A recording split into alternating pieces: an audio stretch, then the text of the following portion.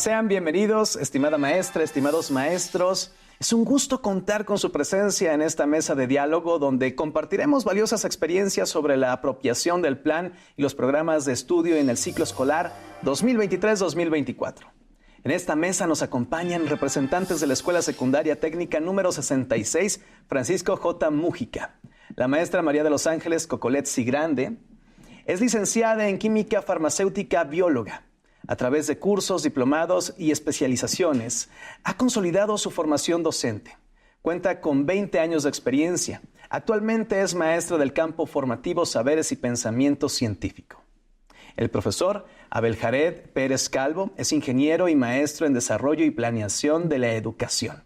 También es egresado del Programa de Formación para Maestros en Servicio. Actualmente se desempeña como docente de educación secundaria con una experiencia de 13 años y como subdirector académico en educación básica.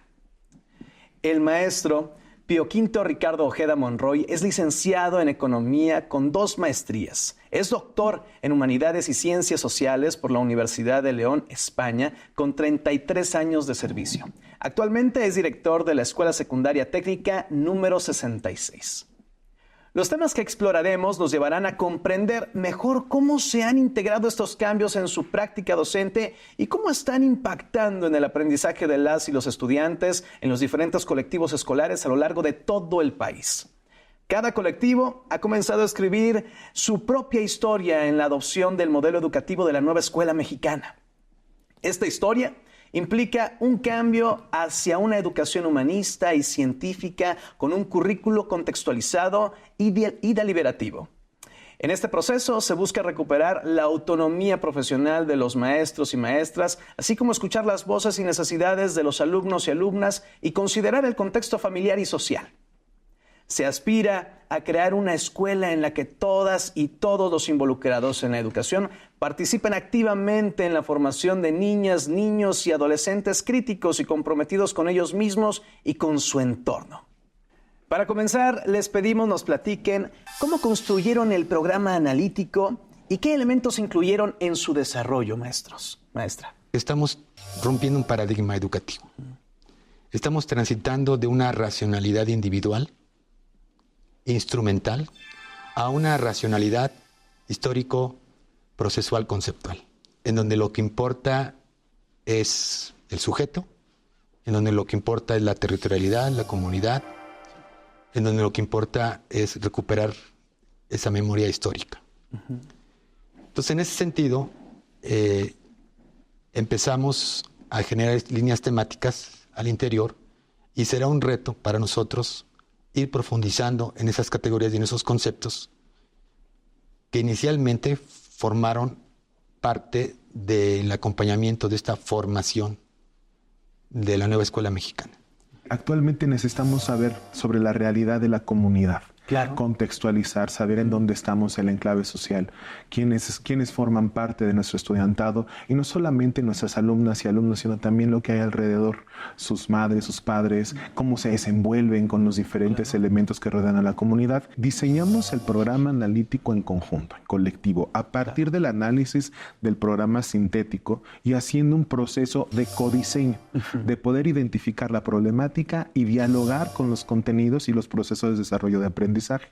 Esto nos llevó a organizar estos contenidos y estos PDAs en los 3 periodos que comprenden nuestro ciclo escolar y los circunscribimos a proyectos comunitarios. Encontramos 3 en nuestra escuela. El primero era la identidad cultural. Nos damos cuenta que poco a poco, con diferentes situaciones, las y los adolescentes empiezan a dejar de lado porque somos mexicanas y mexicanos. ¿Qué significa esto? Era muy importante retomar eso, también de fomentar el pensamiento crítico en temas de la elección de una vida saludable, como una alimentación balanceada. Otro momento que también fue importante era poder reconocer a la lectura, al arte, a la ciencia como elementos que se aplican a la vida cotidiana y que lo que se enseña o se aprende en la escuela sirve para todo, no solamente como bagaje cultural, sino que lo utilizamos en el diario vivir. Entonces, maestros, maestra, ¿cómo realizaron la contextualización y la inclusión de nuevos contenidos? El programa analítico es nuestro nuestra visión global. Uh-huh. Y para poder tener esta visión global necesitamos recuperar lo que sucede en nuestra realidad. Uh-huh. Esta contextualización vino de las diferentes problemáticas. Es que hablamos al inicio. Exactamente. Uh-huh. Y así pudimos nosotros trazar toda una ruta a lo largo del ciclo escolar. Uh-huh. Eso nos ayudó a generar una vinculación entre los contenidos, los procesos de desarrollo de aprendizaje, una sugerencia didáctica que incluía el eje articulador pertinente, desagregados en los 3 periodos que comprenden el ciclo escolar. Contextualizamos todos estos contenidos. Fue una tarea ardua, de mucho diálogo. Nos sentamos a platicar entre grados, entre campos formativos. Nos costó trabajo, pero al final tuvimos una visión general. Era un plano superior para después bajar al plano didáctico y que esta contextualización llegara a las aulas. Y entonces se emanaran diferentes secuencias didácticas para generar una clase o un proyecto de aula, o como lo hicimos los proyectos comunitarios, uno en cada periodo. Maestro, ¿nos pueden platicar sobre algunas de sus planeaciones didácticas? ¿Qué consideraron para su diseño? ¿Qué retomaron del programa analítico? ¿Y qué elementos contiene? En una plática que tuvimos, la maestra Coco y yo, ya se me acercaba y me decía: maestro Jared, ¿cómo vamos a aterrizar el proyecto en mi planeación? Uh-huh. ¿Qué tema voy a tomar? ¿De qué manera voy a involucrar a mis estudiantes? Y nos preguntamos a partir de la realidad, y era nuestra segunda problemática, ¿no? Que tenía que ver la elección de una vida saludable a través del pensamiento crítico, y notamos que los estudiantes, las chicas, los chicos comen mucho picante. Y a partir de ahí se generó toda una idea y un debate con los estudiantes, a lo cual la pregunta que detonaba la planeación era: ¿por qué pica un chile? Y entonces cuéntenos, maestra Coco, ¿cómo fue que sus estudiantes empezaron a hacerle preguntas? Y de ahí tomó forma el proyecto que nosotros habíamos planeado, pero que se transformó cuando llegó al aula. Sí, efectivamente, esa fue una de las conversaciones que tuve con el profesor Jared, cómo íbamos a aterrizar toda esta inquietud. Iniciamos con el picante, comen mucho picante los alumnos. Uh-huh. Por lo tanto, entonces, de ahí empieza mi creatividad. Otra también fue al platicar con el profesor de física. Ahí iniciamos ya ahí tuve otro detonante. Hablábamos sobre una gastronomía molecular. Uh-huh. Empezamos a involucrar estos dos conceptos y bueno, llegamos a este espacio sobre las bebidas italianas moleculares. Aquí empezamos a hablar cómo las podíamos realizar. Los alumnos se iniciaron entonces a investigar bajo una dirección que obviamente yo estaba poniendo en mesa, bajo qué situaciones ellos tenían que dirigir la investigación. Por lo tanto, entonces, nuestro trabajo en el aula se basó en la investigación y llegamos a obtener cómo explotaban. Ellos entendieron inclusive reacciones químicas. Se puso también en orden qué materiales iban a utilizar, cuál iba a ser el procedimiento, a qué hipótesis íbamos a llegar, y cerrábamos con una gran conclusión grupal. Cuando se presentó el proyecto, llegaron mamás, papás, la comunidad fue invitada, se abrieron las puertas de la escuela y era esta sorpresa. Era cómo es que en el laboratorio con la maestra de química hicieron estas perlitas desconcentrados de diferentes sabores, y al momento de no solamente en la bebida, sino de también incluirlas sí, claro, lo hace atractivo, y entonces decimos: yo quiero probar la ensalada. Y esto pasó en diferentes campos formativos. Saberes y pensamiento científico con parte física y química, 2 grados distintos, pero en otros campos formativos también. Yo te voy a platicar de mi experiencia con el trabajo del coro escolar, porque yo trabajo con el coro de la escuela, y para poder llevar a cabo las diferentes clases y los objetivos, tiene que haber una planeación detrás. Tomamos la base como tal, nuestro programa analítico. Este programa analítico ya tiene un análisis, un codiseño desde el programa sintético como lo hemos establecido. Pero aterriza a nuestra comunidad, en donde llega un proceso, como lo dijo la maestra Coco, creativo, para poder diseñar una planeación didáctica. Así que tiene los siguientes elementos: los campos formativos, la disciplina, los ejes articuladores, la problemática, y te voy a poner un ejemplo.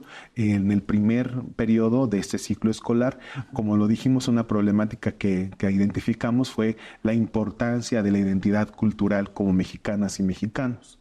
Entonces eso se trasladó a un proyecto comunitario en el Día de Muertos, una festividad que nos encanta a todas y todos. Y lo que hicimos en el coro fue empezar a seleccionar la música. Y todo eso está perfectamente planteado en la planeación para llegar a la concreción en el aula. Y es un diálogo entre el tiempo, los recursos y nuestros estudiantes con los contenidos y los PDAs. Esto nos permitió en nuestro coro poder tener una presentación de música, de canto y de baile con un atavío de... Teníamos jarochas, teníamos chapanecas, teníamos jóvenes vestidos con ese traje típico del son jarocho y caracterizados como catrinas y catrines. Entonces empezó todo un diálogo con la planeación, con los estudiantes y al final con la comunidad, porque también disfrutaron de ese performance. Maestra, desde su experiencia, ¿nos podría platicar algo? Sí, algo importante es que la planeación didáctica hemos llegado en colectivo, que es la herramienta que nos permite principalmente organizar el pensamiento y la acción para llevarla al aula. Eso es muy importante. Y después de ahí ya tenemos que identificar el objetivo para que después podamos retomar los contenidos y los procesos de aprendizaje. Los PDAs, mejor dicho. Eso es lo importante que tenemos que hacer para iniciar nuestra planeación. ¿Cómo han realizado la evaluación formativa? ¿En qué momento la llevaron a cabo? ¿Y qué ajustes hicieron en su planeación a partir de esta? Bueno, la evaluación formativa la llevamos en todo. En todo momento la llevamos. La evaluación formativa debe ser un proceso continuo, constante en el aula. Y tiene muchos retos, Enrique, porque actualmente los tamaños del grupo importan. En algún grupo son 45, en algún grupo son 46. Vamos, a lo mejor están similares, pero son distintos tamaños en los grupos. ¿Y cómo evaluar de manera formativa a 46 estudiantes? Este es un reto que seguramente maestras y maestros de todo el territorio nacional viven, y hoy queremos compartirles algunos tips. El proceso de evaluación formativa requiere que observemos no solamente lo que nuestro estudiante, nuestra alumna sabe, sino cómo piensa. Y este es un proceso de todos los días y de todo momento. Así que necesitamos diferentes estrategias, técnicas e instrumentos. Y hoy les quiero compartir dos. A nosotros nos gusta como maestros y como maestras pasar a las filas y observar lo que están haciendo y brindar retroalimentación, es importante. Pero cuando son grupos muy grandes podemos perder de vista al grupo completo y tener a lo mejor diferentes problemáticas. Hoy les sugiero la primera, que es una semaforización. Con nuestros estudiantes nosotros elegimos un color y fue el verde cuando nosotros sabemos que ya comprendimos de lo que estamos hablando. El amarillo cuando nos hace falta un poquito más y el rojo cuando necesitamos mucho más apoyo. Se hacen pequeñas paletas de colores y cuando hacemos la pregunta, las y los estudiantes levantan su paletita y de manera general visionamos esa semaforización en el grupo. Y es muy útil porque nos permite como docentes reorientar la enseñanza. La evaluación formativa, Enrique, se centra en encontrar el error y buscar una ruta de mejora. Cómo es que nosotros podemos retroalimentar, brindar devolución a nuestros estudiantes para que surja un proceso de mejora. Así que la evaluación formativa va en dos vías. Cómo nuestro estudiante, nuestra alumna se autorregula, autorreflexiona y busca un proceso de aprendizaje distinto al que no le funcionó. Y nosotros como maestras y maestros nos da la oportunidad de saber cómo reorientar nuestra enseñanza. Si es que tengo que cambiar la manera en la que expliqué un tema, si es que tengo que buscar otra estrategia de evaluación. Los elementos que necesite yo cambiar en mi planeación, como lo decías, el ajuste pertinente para que la evaluación sea un disfrute y no sea algo punitivo. ¿Por qué un disfrute? Porque nos va a permitir saber qué es lo que logramos y para dónde vamos. El diálogo, pero inclusive también le podríamos dar una retroalimentación más personalizada. en ciencias, eso es muy importante, que se acerquen y que se les diga ya en forma particular cómo se está llevando a cabo el proceso y ver esa carita de decir, sí, ya lo entendí. Bueno, ahí estamos ajustando y bueno, con la semaforización que nos comenta el profesor Jared, ellos no se ven evidenciados. Eso es bien importante, porque muchas veces ellos no lo quieren mencionar, pero bajo este tipo de metodologías podemos entonces abarcar abarcamos el 100% de la población. ¿Cómo contribuyeron los libros de texto gratuitos al enriquecimiento del diseño de la planeación didáctica? A la maestra Coco le gustó el libro de nuestros proyectos. Sí, ¿Por qué, maestra? Bueno, porque ahí nos orienta como profesores a seguir inclusive la metodología científica. Uh-huh. Los alumnos, al estarla revisando y que además tiene varias prácticas para realizar, pues obviamente los va encaminando en cada una de estas experiencias, los va enseñando a ese campo formativo científico. Uh-huh. Es muy importante que el alumno poco a poquito se vaya involucrando y se dé cuenta que inclusive lleva una sistematización en la realización de estas prácticas. Los libros de texto gratuitos lo trae desde el inicio en nuestra área de ciencias. Por lo tanto, bueno, yo sí estoy muy complacida con estos libros. Hay que estarlos revisando, hay que hacer que el alumno se involucre con los libros. En mi caso, el libro que a mí me gusta mucho es el de lenguajes y múltiples lenguajes, porque la parte artística está ahí y me gusta que la nueva escuela mexicana entienda al arte como un lenguaje. Claro. Algo que es diferente, que es innovador y que definitivamente debía suceder. Así que en las diferentes colecciones de los libros de lenguajes hay lecturas y las hemos retomado, por ejemplo, para hacer beatbox, para poder leer a Sor Juana y musicalizar un poema. Y aunque no se toma tal cual o se clona, por ejemplo, el proyecto, sí sirven de inspiración y sirven de elementos. En biología tomaron en consideración del libro de lenguajes una lectura sobre la teoría del color. Uh-huh. Y esa teoría del color nos hablaba sobre todo lo que es la biología de cómo es que se percibe el color. Uh-huh. Se hicieron alebrijes en el primer periodo en biología y construyeron estas figuras con la teoría del color que encontraron en ese apartado. Pero no solamente eso, sino que también se vinculó con otras disciplinas porque se convirtió en un proceso de elección para las esferitas. Porque esas esferitas también obedecían a diferentes colores con los sabores de los concentrados y cómo es que jugaban con las ensaladas y qué color era el que le iba. Así que hubo una gran interdisciplinariedad con estos libros de texto, algo que nos pareció muy atractivo. Les pido por favor que nos platiquen, maestros, maestra, ¿qué aspectos han ido modificando tanto en el programa analítico como en la planeación didáctica? Tenemos que darnos cuenta que sí nos funcionó en un momento y que en otro momento ya no. Y decidimos cancelar nuestro último proyecto comunitario porque analizamos, en los consejos técnicos nos sirven mucho las sesiones, analizamos el progreso de otros contenidos que no necesariamente están dentro del techo del proyecto comunitario y que de alguna manera estaban quedando fuera. Y que al momento de hacer nuestro seguimiento en el PEMCE nos dimos cuenta que no podíamos permitir que esos contenidos quedaran fuera por darle mayor prioridad al proyecto comunitario. Eso nos llevó a hacer esa adecuación y por lo tanto ese cambio en el programa analítico generó cambios en las planeaciones didácticas. Bueno, pues efectivamente lo que dice el profesor era que teníamos forzosamente que ir analizando para no saturarnos. Uh-huh. Sí es muy cansado estas experiencias que la nueva escuela mexicana nos está poniendo a la mesa.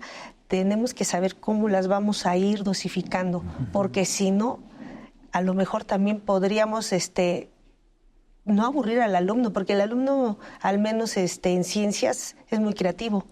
Y yo creo que también en otras materias, pero sí tenemos también que dar prioridad a los PDAs, a todo nuestro programa analítico, que ya lo realizamos desde el inicio y que en comunidad lo estructuramos. Maestros, maestra, me gustaría conocer, y bueno, más bien que nos platiquen, si se ve reflejado en las aulas, en las niñas y en los niños y en las familias, un cambio en el aprendizaje y de qué manera se está manifestando. Las y los alumnos están transformando su manera de aprender, porque su realidad es muy distinta a la realidad de antaño. Así que es necesario que exista un modelo educativo, un paradigma educativo que nos permita incluir a todas y a todos desde un punto de vista humano. Estamos humanizando la educación. Cada vez tenemos a alumnas y alumnos con un pensamiento más crítico, que ya no se conforman con el por qué me lo dice mi maestro, Exacto, sino que se preguntan de dónde viene. Sí, sí considero que ha habido un cambio, especialmente porque, bueno, toda la comunidad de nuestros compañeros maestros, docentes, pues ha contribuido a que el alumno pues, tenga una forma especial de aprendizaje, retomando todos los elementos que cada uno de nosotros tenemos que visualizar. Claro que sí, la comunidad de nuestros padres y madres de familia sí lo han notado. ¿Qué desafíos han encontrado en el proceso de apropiación del plan y programas de estudio y cómo las han superado, maestra? El primer desafío era el desconocimiento, ¿no? El poder tener a la mano la información necesaria para poder implementar esta nueva escuela mexicana en la operatividad de las aulas. ¿Cómo lo superamos? Primero fue con una actitud positiva, porque y estudiando, empezando a estudiar. Estudiar todos estos contenidos. Y decir, sí se puede. Y teníamos el liderazgo educativo, sí, teníamos este acompañamiento de formación. Cada vez que venía un nuevo CETE, pues buscábamos los elementos de las guías para poder avanzar en nuestro progreso en la construcción del programa analítico. Pero algo que fue fundamental fue la dinámica de trabajo en el interior de las aulas. Sí, que realmente nos echáramos la mano unas y otros, que realmente dijéramos, oye, es que no le entiendo, y superáramos todo ego. Sí. Enrique, era muy importante superar todo ego para saber y decir, oye, no le entendí esto, ayúdame. Acercarnos unos con otros, oye, me hace falta esta idea, ¿tú qué vas a hacer? ¿Cómo lo hacemos juntos? Y era entre los pasillos, y era en el checador, y era en los espacios del consejo técnico, y era realmente tener un objetivo común. Yo creo que esto pasó en las diferentes escuelas, creo que se dio de diferentes maneras, y como decimos, no pretende que nuestra experiencia sea el ejemplo modelo para nada, pero sí disfrutamos el proceso, incluyendo los momentos de más estrés. Muchas gracias. Y nuevamente agradecerles por su participación, a nuestra invitada, a nuestros invitados, por haber compartido sus experiencias y aprendizajes durante esta apropiación de la nueva escuela mexicana. Les invito a ver las experiencias docentes de los otros niveles educativos. Soy Enrique Rodal. Hasta la próxima.